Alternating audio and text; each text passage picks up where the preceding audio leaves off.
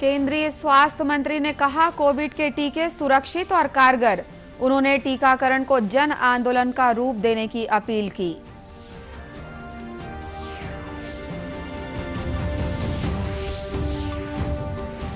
छत्तीसगढ़ में कोरोना के बढ़ते मामलों को लेकर प्रदेश के स्वास्थ्य मंत्री ने जताई चिंता। कहा दुर्ग जिले में स्थिति गंभीर।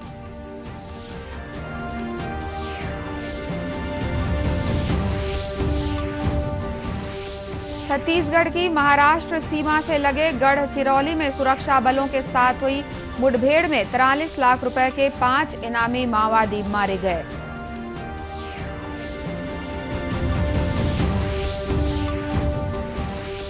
और प्रधानमंत्री जीवन ज्योति बीमा योजना से महासमुंद जिले के 238 परिवारों को मिली सामाजिक सुरक्षा।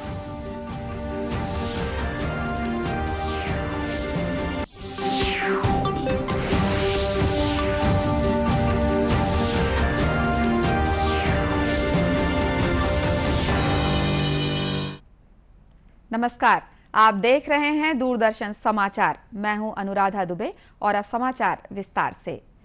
केंद्रीय स्वास्थ्य मंत्री डॉक्टर हर्षवर्धन ने कहा है कि कोविड के टीके सुरक्षित और कारगर हैं। आज दिल्ली के हृदय और फेफड़ा रोग संस्थान में कोविड का दूसरा टीका लगवाने के बाद उन्होंने लोगों से टीका लगवाने के लिए आगे बढ़ने और टीकाकरण को जन आंदोलन का रूप देने की अपील की। उन्होंने लोगों से टीके के किसी भी दुष्प्रचार पर विश्वास न करने को भी कहा।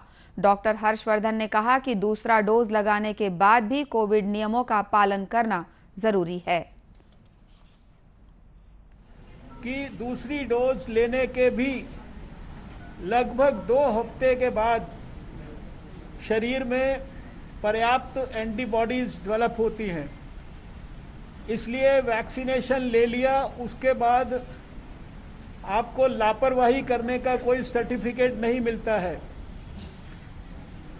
पूरी तरीके से कोविड एप्रोप्रिएट बिहेवियर यानी ठीक प्रकार से मास्क का इस्तेमाल, 2 गज की दूरी और अपने हाथों को बराबर साबुन से धोते रहना, भीड़ भड़ाके के इलाकों से बचना, जो ऐसे बड़े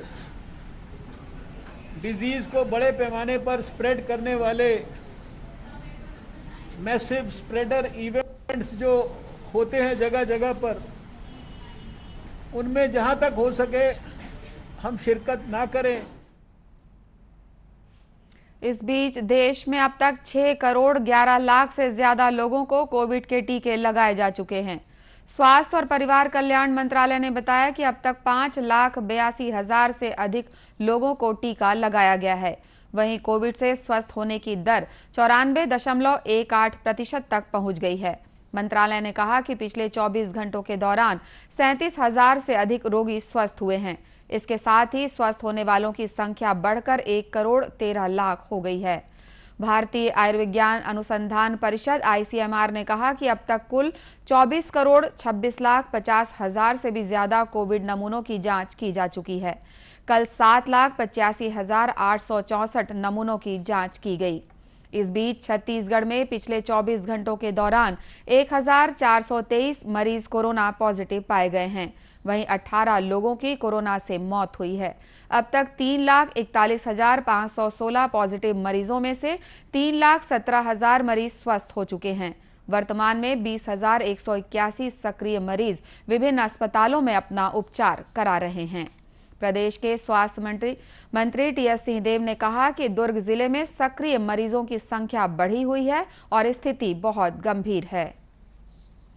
थ्योरेटिकली जिसको कहते हैं, अगर कहें तो लॉकडाउन क्योंकि हुए हैं और दुनिया में हुए हैं तो लॉकडाउन आज भी हो सकता है, लेकिन लॉकडाउन को लेकर दुनिया ने ये अनुभव किया है कि ये हल नहीं है।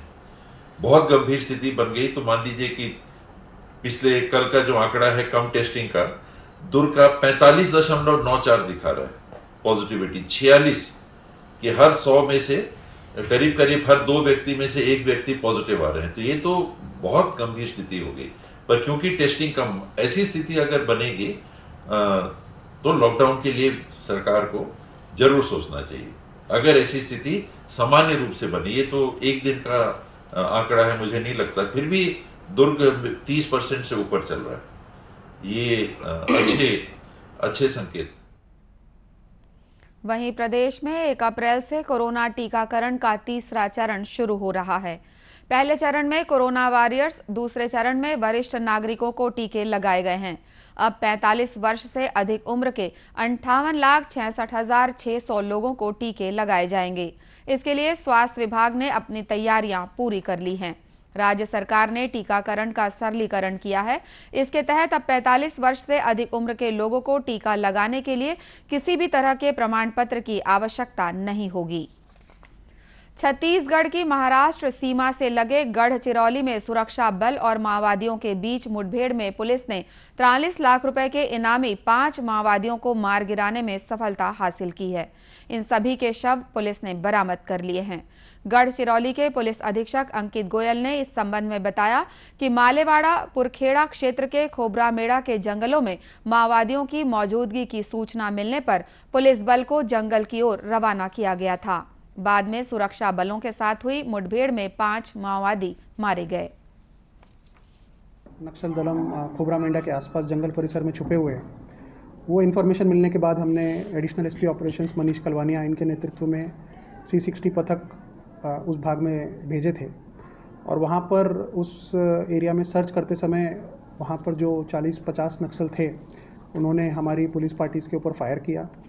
बदले में हमारी पार्टीज़ ने रिटेलिएशन में उनके ऊपर फायर किया। ये चकमक करीब 2 घंटे चली और उसके बाद जब हमने उस एरिया को सर्च किया तो वहाँ पर हमको टोटल 5 नक्सल्स का डेड बॉडी मिले हैं। अन्य दलम सदस्य हैं। ऐसे सबके ऊपर मिलके 43 लाख का इनाम है। इसके अलावा हमको 4 राइफल्स मिले हैं, जिसमें एक AK, एक 303, एक 12 बोर, एक 8 mm। उसके अलावा नक्सल का हमको काफ़ी सारा सामान, जिसमें electronic gadgets, pen drive, memory cards और रोज़मर्रा में इस्तेमाल होने वाले कपड़े, बैग्स, उनका वॉकी टॉकी और काफ़ी कुछ सामान, डेटोनेटर्स हमको कुछ मिले हैं। मुठभेड़ के दौरान कुछ माओवादी घने जंगलों का फायदा उठाकर भाग निकले। देश के आर्थिक रूप से कमजोर वर्ग के लोगों को सामाजिक सुरक्षा देने के उद्देश्य से केंद्र सरकार ने प्रधानमंत्री जीवन ज्योति बीमा योजना शुरू की है। इस योजना से कई परिवारों को सामाजिक सुरक्षा मिली है। महासमुंद की रहने वाली गीता सेन ने बताया कि प्रधानमंत्री जीवन ज्योति बीमा योजना के तहत उन्होंने 360 रुपए वार्षिक प्रीमियम में साल भर का बीमा कराया था। इस बीच उनके पति की तबीयत खराब हो गई और उनकी मृत्यु हो गई। इसके बाद अपनी पुत्री की शादी के लिए उन्होंने बीमा का क्लेम किया और 2 लाख रुपए उन्हें मिले। तबीयत खराब हो गई सो कर मोर पति के और बच्चा बन के शादी करना रही से वो इस समय अब अचानक होकर तबीयत खराब हो गई। फिर इलाज करवा फिर भी संभलिस नहीं है, फिर ख़त्म हो गया अचानक से। फिर वही जीवन बीमा ओकरे मतलब मिली से वह 330 रुपया वाला करवाए रहे हो। कितना पैसा में? 2 लाख।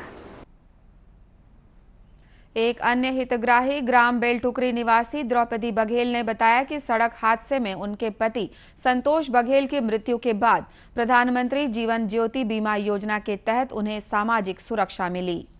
आदमी से संतोष कुमार बघेल और वहाँ मोरो नाम भी खाता द्रौपदी बघेल, तो कुछ फायदा के लिए बीमा उमा भी करवा रहे हैं। फिर 330 रुपये वाला अब अचानक होकर तब एक्सीडेंट में ख़त्म हो गई।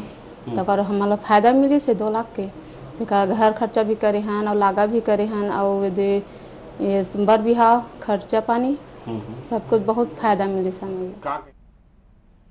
महासमुंद जिला स्थित लीड बैंक के प्रबंधक अनुराग श्रीवास्तव ने बताया कि आकांक्षी जिले महासमुंद में प्रधानमंत्री जीवन ज्योति बीमा योजना के तहत 69,000 लोगों ने अपना बीमा करवाया है, जिससे 238 परिवारों को लाभ मिला। हमारे पास उपलब्ध जानकारी के अनुसार लगभग 69,000 जो महासमुंद के जो वासी हैं उन्होंने अपने आप को इस योजना के अंदर कवर किया है और 69,000 में से लगभग जो हम डेटा है उसके हिसाब से 238 लोग अभी तक इस योजना का लाभ ले चुके हैं और इसी साल में 25 के आसपास इसमें क्लेम सेटल हुए हैं। तो ये योजना हमारे यहाँ पर भी बड़ी सफलतापूर्वक कार्य कर रही है। महासमुंद जिले में 9 मई 2015 से शुरू हुई प्रधानमंत्री जीवन ज्योति बीमा योजना का लाभ विभिन्न बैंकों की 119 शाखाओं के माध्यम से लोगों को प्रदान किया जा रहा है। 12 मार्च को प्रधानमंत्री ने स्वतंत्रता दिवस के 75 साल पूरा होने के मौके पर अमृत महोत्सव की शुरुआत की थी। इस मौके पर उन्होंने अहमदाबाद से नमक सत्याग्रह के मद्देनजर दांडी के लिए पदयात्रा को रवाना किया था। ये यात्रा सूरत जिले के उमराछी से सुबह सुबह आर्थन से होते भटगाम तक पहुंची। इस बीच उनका भव्य स्वागत हुआ। खासकर महिलाओं और बच्चों में खूब उत्साह दिखा जब पदयात्री उनके गांव से होकर गुजर रहे थे। 29 मार्च 1930 की सुबह महात्मा गांधी उमराछी से दांडी यात्रियों के साथ निकले और सुबह के 9 बजे तक एरथन के प्राथमिक विद्यालय पहुंचे। उस दिन तेज धूप थी। पसीने से नहाए गांधी एरथन के प्राथमिक विद्यालय में आकर मिट्टी को अपनी सिलवट पर लगाया और कहा कि धरती माता हमें शीतलता और प्रकृति के करीब रहने का संदेश देती है।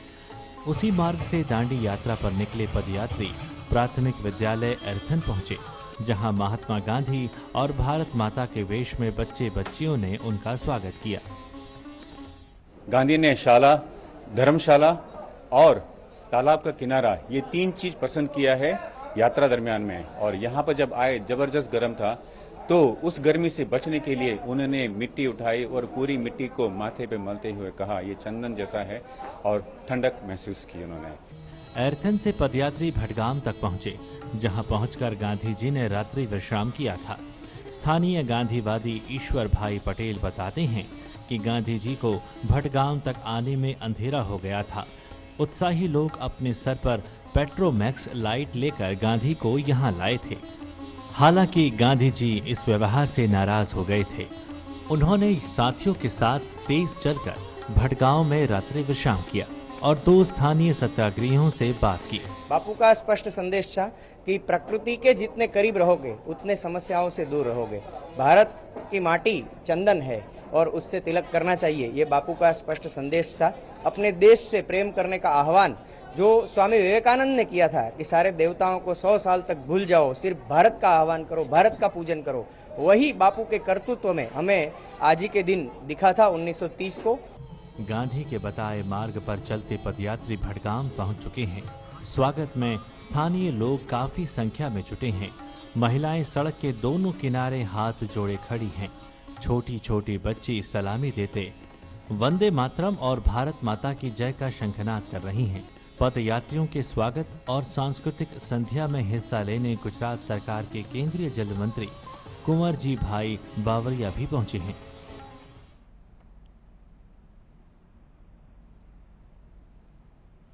उल्लेखनीय है कि 241 मील लंबी यह दांडी पदयात्रा 25 दिन में पूरी होगी और आगामी 5 अप्रैल को इसका समापन होगा। दूरदर्शन केंद्र रायपुर से प्रसारित होने वाले प्रादेशिक समाचार को आप YouTube पर भी देख सकते हैं।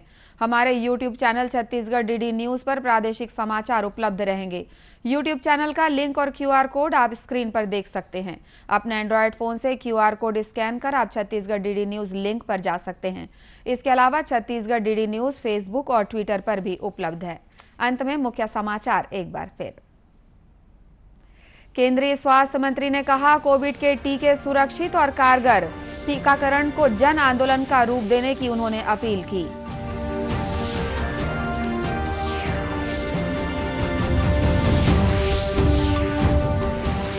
छत्तीसगढ़ में कोरोना के बढ़ते मामलों को लेकर प्रदेश के स्वास्थ्य मंत्री ने जताई चिंता।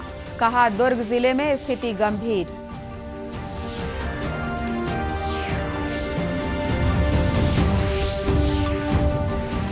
छत्तीसगढ़ की महाराष्ट्र सीमा से लगे गढ़चिरौली में सुरक्षा बलों के साथ हुई मुठभेड़ में 43 लाख रुपए के 5 इनामी माओवादी मारे गए।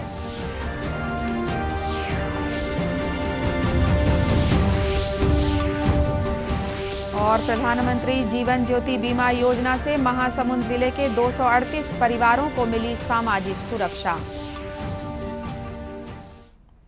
कोरोना से बचाव के लिए मास्क, सैनिटाइजर के साथ ही सोशल डिस्टेंसिंग का भी पालन करें। कोरोना को हराना है, मास्क जरूर लगाना है। इसी के साथ ये समाचार बुलेटिन समाप्त हुआ। नमस्कार।